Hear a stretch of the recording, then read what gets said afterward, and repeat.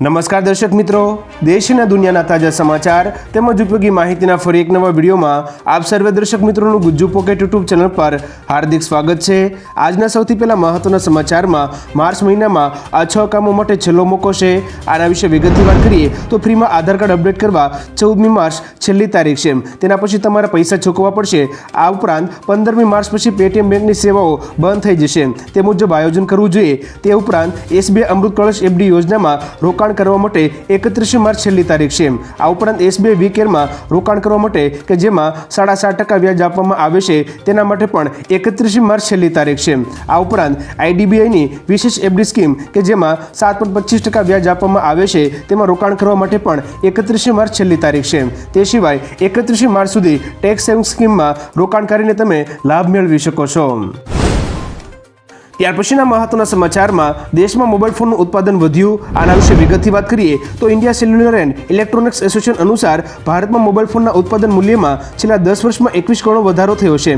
કહેવામાં આવી રહ્યું છે કે જે મૂલ્ય વર્ષ 2014-15માં રૂપિયા 18,900 કરોડ હતું તે હવે વર્ષ 2024-25 સુધીમાં રૂપિયા 4,10,000 કરોડ સુધી પહોંચી જશે। આંતરરાષ્ટ્રીય કંપનીઓના સહકારથી ઉત્પાદનમાં વધારો થયો છે। સ્થાનિક માંગના 97% મોબાઈલ ફોનનું ઉત્પાદન હવે ભારતમાં થાય છે। જોકે આ ઉપરાંત મોબાઈલ સેલ્યુલર ફોનની ભારત નિકાસ પણ કરે છે। ત્યાર પછીના મહત્વના સમાચારમાં અમદાવાદ પોલીસ મદદ માટે સ્ટેન્ડ 2। આના વિશે વિગતથી વાત કરીએ તો બોર્ડની પરીક્ષામાં મદદ માટે અમદાવાદ શહેર પોલીસ સ્ટેન્ડ 2 રહેશે। જો કોઈ વિદ્યાર્થી ટ્રાફિકમાં ફસાઈ જાય, અકસ્માત થાય કે પછી સ્લીપ ખોવાઈ ગઈ હોય તેવા સંજોગોમાં કંટ્રોલ રૂમના 100 નંબર ઉપર વિદ્યાર્થીઓ સંપર્ક કરી શકશે। પોલીસ વિદ્યાર્થીઓને મદદ કરીને સમયસર પરીક્ષા કેન્દ્ર પર પહોંચાડશે। કંટ્રોલ રૂમ બોર્ડના વિદ્યાર્થીઓને આવતા ફોનને પ્રથમ ધ્યાને લેવાશે। કંટ્રોલ રૂમ માટે ડીસીપી કમલ વ્યાસે જાહેરનામું જાહેર કર્યું છે। ત્યાર પછીના મહત્વના સમાચારોમાં જળાશયોની સ્થિતિએ લોકોની ચિંતા વધારી। આના વિશે વિગતથી વાત કરીએ તો ઉનાળાની શરૂઆતમાં જ ગુજરાતના જળાશયોમાં ઘટતા પાણીએ ચિંતા વધારી છે। રાજ્યના 138 જળાશયોમાં 50%થી વધુ પાણી બચ્યું છે। રાજ્યમાં માત્ર 2 ડેમ એવા છે જેમાં 90%થી વધુ પાણી છે। 8 જળાશયોમાં 80થી 90% જેટલું પાણી હાલ છે। 70%થી ઓછું પાણી હોય તેવા પણ 8 જળાશયો જ બચ્યા છે। 36 જળાશયો એવા છે કે જેમાં 10%થી પણ ઓછું પાણી છે। કેટલાકમાં તો અત્યારથી જ તળિયા દેખાવા લાગ્યા છે। ત્યારબાદના મહત્વના સમાચારમાં ઇલેક્ટોરલ બોન્ડ કેસમાં સુપ્રીમ કોર્ટનો મોટો આદેશ। આના વિશે વિગતથી વાત કરીએ તો ઇલેક્ટોરલ બોન્ડ કેસમાં સુપ્રીમ કોર્ટે મોટો આદેશ આપ્યો છે।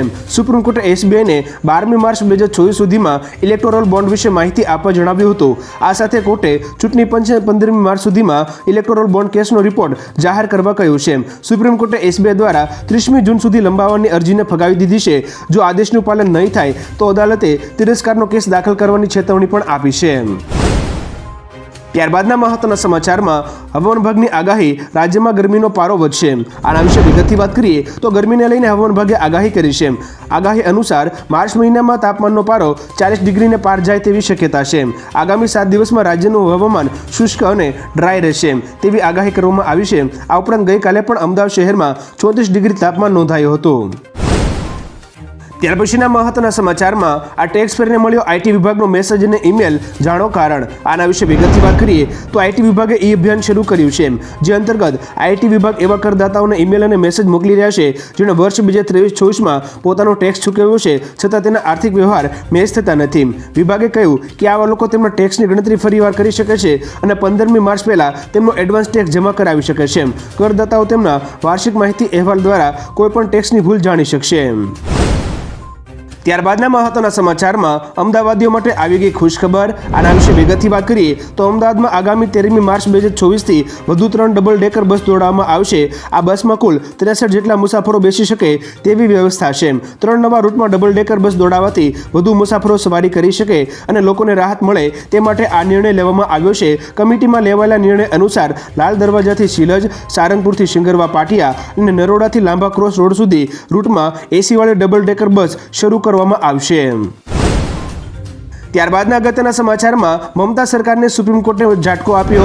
આના વિશે વિગતથી વાત કરીએ તો પશ્ચિમ બંગાળની મમતા સરકારને સુપ્રીમ કોર્ટ તરફથી મોટો ઝાટકો લાગ્યો છે। સંદેશખાલી કેસમાં કોલકાતા હાઈકોર્ટના નિર્ણયમાં દખલ કરવાનો સુપ્રીમ કોર્ટે ઇનકાર કર્યો છે। હાઈકોર્ટે સંદેશખાલી કેસ સીબીઆઈને ટ્રાન્સફર કરવાનો અને આરોપી શાહજહાં શેખને સીબીઆઈને સોંપવાનો આદેશ આપ્યો હતો। આ આદેશ સામે મમતા સરકારે સુપ્રીમ કોર્ટમાં અરજી કરી હતી, જોકે સુપ્રીમ કોર્ટે મમતા સરકારને આંચકો આપ્યો છે। શાહજહાં પર ઈડીની ટીમ પર હુમલો કરવાનો અને મહિલાઓનું યૌન શોષણ કરવાનો આરોપ છે. ત્યારબાદના મહત્વના સમાચારમાં દેશમાં સિટીઝનશીપ અમેન્ડમેન્ટ એક્ટ લાગુ.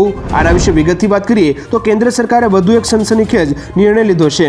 દેશમાં સિટીઝનશીપ અમેન્ડમેન્ટ એક્ટ એટલે કે CAA લાગુ કરવામાં આવ્યો છે. ડિસેમ્બર 2019માં સંસદ દ્વારા બિલને મંજૂરી આપવામાં આવી હતી, પરંતુ દેશવ્યાપી વિરોધને કારણે તેનો અમલ થઈ શક્યો ન હતો. ગૃહમંત્રી અમિત શાહે તાજેતરમાં કહ્યું હતું કે ચૂંટણી પહેલા સિટીઝનશીપ અમેન્ડમેન્ટ એક્ટ લાવવામાં આવશે. આ કાયદો પાકિસ્તાન, અફઘાનિસ્તાન અને બાંગ્લાદેશથી વર્ષ 2015 પહેલા દેશમાં પ્રવેશેલા બિન મુસ્લિમોને નાગરિકતા આપશે. ત્યારબાદના મહત્વના સમાચારોમાં જોઈએ તો સિટીઝનશીપ અમેન્ડમેન્ટ એક્ટથી કોને ફાયદો થશે. આના વિશે વિગતથી વાત કરીએ તો CAAથી પાકિસ્તાન, બાંગ્લાદેશ અને અફઘાનિસ્તાનના અલ્પસંખ્યકો એટલે કે હિન્દુ, બૌદ્ધ, જૈન, શીખ અને ઈસાઈ ધર્મના લોકોને નાગરિકતા આપવામાં આવશે. તેનું કારણ એ છે કે હિન્દુ, શીખ, બૌદ્ધ અને જૈન ધર્મોની શરૂઆત ભારતથી જ થઈ હતી. તેવામાં તેમને રાહત આપવા માટે આ કાયદો લવાયો છે. ઉલ્લેખનીય છે કે આ કાયદા હેઠળ કોઈની નાગરિકતા નહીં જાય, પરંતુ શરણાર્થીઓને નાગરિકતા મળશે જે બીજા દેશોથી પીડિત થઈને આવ્યા છે. ત્યારબાદના મહત્વના સમાચારમાં પાણીમાંથી બહાર આવશે અનેક રહસ્ય, ભારત લોન્ચ કરશે સમુદ્રયાન. આના વિશે વિગતથી જાણીએ તો ઇસરો હવે સમુદ્રયાન લોન્ચ કરવાની તૈયારી કરી રહ્યું છે. બંગાળની ખાડીમાં મિશન સમુદ્રયાન સંબંધિત અનેક સફળ પરીક્ષણ કરવામાં આવ્યા છે. આ મિશન હેઠળ વૈજ્ઞાનિકો પાણીમાં 6 કિલોમીટરની ઊંડાઈમાં જશે અને સમુદ્રમાં છુપાયેલા રહસ્યોને ઉજાગર કરશે. અત્યાર સુધી માત્ર અમેરિકા, રશિયા, ચીન, ફ્રાન્સ અને જાપાન જેવા દેશ સમુદ્રમાં આટલા ઊંડે સુધી જવામાં સફળ થયા છે. જો કે આ મિશન વર્ષ 2025 સુધીમાં પૂર્ણ કરવામાં આવશે. ત્યારબાદના મહત્વના સમાચારમાં સિટીઝનશીપ અમેન્ડમેન્ટ એક્ટના અમલ બાદ એલર્ટ જારી. આના વિશે વિગતથી વાત કરીએ તો દેશમાં સિટીઝનશીપ અમેન્ડમેન્ટ એક્ટ લાગુ થઈ ગયું છે.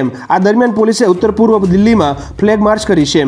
આ ઉપરાંત શાહીન બાગમાં પણ સુરક્ષા વધારી દેવામાં આવી છે. આ સિવાય ઉત્તર પ્રદેશમાં પણ એલર્ટ જારી કરવામાં આવ્યું છે. સોશિયલ મીડિયા પર ઉપર પણ નજર રાખવામાં આવી રહી છે, જેથી કોઈ અફવા ન ફેલાય કે કોઈ અપ્રિય ઘટના ન બને. સંવેદનશીલ સ્થળોએ ભારે પોલીસ બંદોબસ્ત ગોઠવી દેવામાં આવ્યો છે. ત્યારબાદના મહત્વના સમાચારોમાં મિશન ઇન્ડિયા AI હેઠળ સરકાર 10,372 કરોડ રૂપિયાનું રોકાણ કરશે. આના વિશે વિગતથી વાત કરીએ તો ભારત સરકારે મિશન ઇન્ડિયા AI હેઠળ આગામી 5 વર્ષમાં રૂપિયા 10,372 કરોડના રોકાણને મંજૂરી આપી છે. આ અંતર્ગત સરકાર ખાનગી કંપનીઓને સબસિડી આપીને AI કમ્પ્યુટિંગ ક્ષમતા વધારવા પર ધ્યાન કેન્દ્રિત કરશે. આ સાથે AI સંશોધન અને વિકાસ કાર્ય ઝડપથી થશે. તેનાથી કંપનીઓ પ્રગતિ કરશે અને રોજગારની નવી તક ખુલશે. આ મિશન હેઠળ સરકાર 10,000થી વધુ GPU એકમો સ્થાપિત કરવાની યોજના ધરાવે છે. ત્યારબાદના મહત્વના સમાચારમાં ગુજરાતમાં આવ્યો ભૂકંપ. આના વિશે વિગતથી વાત કરીએ તો 11મી માર્ચ 2024ના રોજ જૂનાગઢ જિલ્લામાં અનેક વિસ્તારમાં ભૂકંપના આંચકા અનુભવાયા હતા. કેશોદ, માળિયા, માણાવદર, મેંદરડા તાલુકામાં ભૂકંપના 3.5 તીવ્રતાના આંચકા અનુભવાયા હતા. સાંજના સમયે 6:26 ભૂકંપનો હળવો આંચકો અનુભવાતા લોકો ઘરની બહાર દોડી આવ્યા હતા. ત્યાર પછીના મહત્વના સમાચારમાં પાકિસ્તાનમાં મોંઘવારીથી હાહાકાર. આના વિશે વિગતથી વાત કરીએ તો પાકિસ્તાનમાં મોંઘવારીથી હાહાકાર મચી ગયો છે. અહીં નવી સરકાર બન્યા બાદ પણ સામાન્ય લોકોને રાહત મળી રહી નથી. રમજાન પહેલા જ શાકભાજી, ઘી, દૂધ, માંસ, ખાંડ અને તેલ સહિતની અનેક વસ્તુઓના ભાવ 3 ગણા વધી ગયા છે. ડુંગળી 300 રૂપિયા, બટાટા 80 રૂપિયા, કોબી 150 રૂપિયા, મરચાં 320થી 400 રૂપિયા પ્રતિ કિલોના ભાવે વેચાઈ રહ્યા છે. જ્યારે કેળાના ભાવ 200 રૂપિયા અને સફરજન 150થી 200 રૂપિયા સુધી પહોંચી ગયા છે. ત્યાર પછીના અગત્યના સમાચારોમાં રાજ્યના બાળકો માટે મહત્વનો નિર્ણય. આના વિશે વિગતથી વાત કરીએ તો કોકલિયર ઇમ્પ્લાન્ટની જરૂરિયાત ધરાવતા બાળકો માટે રાજ્ય સરકારે મહત્વનો નિર્ણય લીધો છે. સરકાર તરફથી એકવાર વિનામૂલ્યે કોકલિયર ઇમ્પ્લાન્ટ કરેલું હશે તેવા બાળકને બીજી વાર ઇમ્પ્લાન્ટ કરતી વખતે હવે માત્ર 10% જ ફાળો આપવાનો રહેશે. સરકારી સહાય વગર કરેલા ઇમ્પ્લાન્ટ કેસમાં જો આવક 4 લાખ રૂપિયાથી ઓછી હશે તો 10% જ ફાળો લેવાશે. જે બાળક નાનપણથી બોલવામાં અને સાંભળવામાં સક્ષમ નથી તેની માટે આ સારવાર આશીર્વાદ સમાન છે. ત્યારબાદના અગત્યના સમાચારમાં શું તમે જાણો છો કોકલિયર ઇમ્પ્લાન્ટ વિશે? આના વિશે વિગતથી જણાવી દઈએ તો જે બાળક નાનપણથી જ બોલવા અને સાંભળવામાં સક્ષમ નથી તેમને કાનની પાછળના ભાગે એક સર્જરી કરવામાં આવે છે અને જેને કોકલિયર ઇમ્પ્લાન્ટ કહેવામાં આવે છે. જેમાં એક ચિપ બેસાડવામાં આવે છે, ત્યારબાદ બહારના ભાગે એક મશીન મૂકવામાં આવે છે જે લોહચુંબક સમાન હોવાથી એ ચિપ સાથે જોડાયેલું રહે છે અને ઇલેક્ટ્રોડને કાનની અંદરના ભાગે દાખલ કરવામાં આવે છે, જેનાથી બાળક સાંભળતું અને બોલતું થાય છે. ત્યારબાદના મહત્વના સમાચારોમાં ગ્રેચ્યુટીની કરમુક્ત મર્યાદામાં વધારો કરાયો. આના વિશે વિગતથી વાત કરીએ તો ડીએ તેમજ એચઆરએ વધારવાની સાથે કેન્દ્ર સરકારે ગ્રેચ્યુટીના નિયમોમાં પણ મોટો ફેરફાર કર્યો છે. કેન્દ્રે કર્મચારીઓને મળતી ગ્રેચ્યુટીની મર્યાદામાં વધારો કર્યો છે. કેન્દ્રીય કેબિનેટે ગ્રેચ્યુટીની કરમુક્ત મર્યાદા હવે વધારી દીધી છે. પહેલા આ મર્યાદા 20 લાખ રૂપિયા હતી, હવે તેને વધારીને 25 લાખ રૂપિયા કરી દેવામાં આવી છે. એટલે કે 25 લાખ રૂપિયા સુધી ગ્રેચ્યુટી પર કોઈ ટેક્સ નહીં લાગે. ત્યાર પછીના મહત્વના સમાચારમાં બોર્ડની પરીક્ષાને લઈને સુરત ટ્રાફિક પોલીસનું ખાસ આયોજન. આના વિશે વિગતથી વાત કરીએ તો બોર્ડની પરીક્ષા શરૂ થઈ ચૂકી છે. હાલ સુરત શહેરમાં મેટ્રોની કામગીરી ચાલી રહી છે. પરીક્ષા દરમિયાન કોઈ વિદ્યાર્થી ટ્રાફિકમાં ન ફસાય તેને લઈને સુરત ટ્રાફિક પોલીસે હેલ્પલાઇન નંબર જે સ્ક્રીન ઉપર આપેલો છે તે મુજબ 74 340 95 555 જાહેર કર્યો છે. આના પર ફોન કરવાથી મદદ મળશે. જો કોઈ ટ્રાફિકમાં ફસાય તો તેને સરકારી મોટરસાયકલ ઉપર પરીક્ષા કેન્દ્ર સુધી પહોંચાડવામાં આવશે. સુરત શહેરમાં 36 બાઇક પેટ્રોલિંગ માટે તૈનાત રહેશે. ત્યાર પછીના મહત્વના સમાચારમાં અંબાલાલ પટેલની આગાહી વિશે વાત કરીએ તો અંબાલાલ પટેલે વધુ એક આગાહી કરી છે, જેમાં તેમણે વધુ એક ચક્રવાતની સંભાવના વ્યક્ત કરી છે. દર્શક મિત્રો, આપણે જણાવી દઈએ કે વેસ્ટર્ન ડિસ્ટર્બન્સના કારણે ઝાકળ વર્ષા અને હળવો વરસાદ થઈ શકે છે. 18 થી 21 માર્ચ દરમિયાન વેસ્ટર્ન ડિસ્ટર્બન્સ આવવાની શક્યતા છે. તેમની આગાહી અનુસાર આવનારા દિવસોમાં ગરમીનું પ્રમાણ વધશે. આ ઉપરાંત મધ્ય ગુજરાતમાં તાપમાનનો પારો 38 ડિગ્રી સુધી પહોંચવાનું અનુમાન લગાવવામાં આવ્યું છે.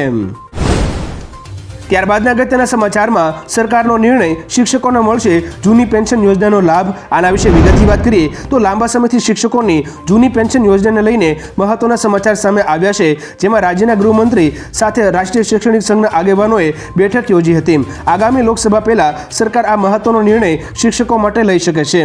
ગૃહમંત્રીએ બેઠકમાં આગેવાનોને તેમની માંગને લઈ હૈયાધારણા આપી છે. વર્ષ 2005 પહેલાના શિક્ષકોને આ યોજનાનો લાભ મળી શકે છે. ત્યાર પછીના મહત્વના સમાચારોમાં છેલ્લા 5 વર્ષમાં લગ્નેતર સંબંધના કારણે 300 લોકોનો આપઘાત. આના વિશે વિગતથી વાત કરીએ તો ગુજરાતમાં લગ્નેતર સંબંધને કારણે આત્મહત્યા કરવાના કેસ વધ્યા છે. છેલ્લા 5 જ વર્ષમાં લગ્નેતર સંબંધને કારણે 300 વ્યક્તિએ આપઘાત કર્યા છે. દેશમાં વર્ષ 2022માં લગ્નેતર સંબંધને કારણે સૌથી વધુ આત્મહત્યા પશ્ચિમ બંગાળમાં 151 થઈ હતી. આ ઉપરાંત મહારાષ્ટ્ર 130ની સાથે બીજા નંબરે અને મધ્યપ્રદેશ 129ની સાથે ત્રીજા નંબરે છે. સમગ્ર દેશમાં લગ્નેતર સંબંધને કારણે 872 પુરુષ અને 545 મહિલા, આમ કુલ 1417 લોકોએ આત્મહત્યા કરી છે. ત્યાર પછીના વધુ એક મહત્વના સમાચારમાં ભારત કરી રહ્યું છે અગ્નિ સિરીઝના નવા બેલેસ્ટિક મિસાઇલની તૈયારી. આના વિશે વિગતથી વાત કરીએ તો ભારત તેના અતિ આધુનિક અગ્નિ મિસાઇલની નવી સિરીઝ તૈયાર કરી રહ્યું છે. આ મિસાઇલની રેન્જ 5000 કિલોમીટર સુધીની રહેશે. તેનો અર્થ એ થયો કે ચીનનું બીજિંગ અને પાકિસ્તાનનું ઇસ્લામાબાદ બંને શહેરો ભારતની રેન્જમાં આવી જશે. આ નવી મિસાઇલની ટેકનોલોજીમાં તેની ઝડપ પણ પહેલા કરતાં વધારે હશે, જે આંખના પલકારામાં જ દુશ્મનનો સફાયો કરી દેશે. ઓડિશાના અબ્દુલ કલામ દ્વીપ પરથી તેનું પરીક્ષણ કરવામાં આવશે. ત્યાર પછીના મહત્વના સમાચારમાં પહેલીવાર રામનવમીને લઈને મોટી જાહેરાત. આના વિશે વિગતથી વાત કરીએ તો પશ્ચિમ બંગાળમાં પહેલીવાર રામનવમી પર જાહેર રજા મળી છે. મમતા બેનર્જીની સરકારે આ જાહેરાત કરી છે. આ વર્ષે રામનવમી 17મી એપ્રિલના રોજ છે. આ જાહેરાત પર ભાજપના આઈટી સેલના વડા અમિત માલવિયાએ કહ્યું કે મમતા બેનર્જી જ્યારે પણ જય શ્રી રામ સાંભળતા ત્યારે ગુસ્સાથી લાલ થઈ જતા. તેમણે બંગાળમાં રામનવમીને જાહેર રજા જાહેર કરી પોતાની હિન્દુ વિરોધી ઇમેજ બદલવા માટે આવું કર્યું છે. જો કે હવે ઘણું મોડું થઈ ગયું છે. ત્યાર પછીના મહત્વના સમાચારમાં ભારતમાં ઇન્ટરનેટના વપરાશમાં વધારો. આના વિશે વિગતથી વાત કરીએ તો છેલ્લા કેટલાક વર્ષોમાં ભારતમાં ઇન્ટરનેટ વપરાશકર્તાઓની સંખ્યામાં ઝડપથી વધારો થઈ રહ્યો છે.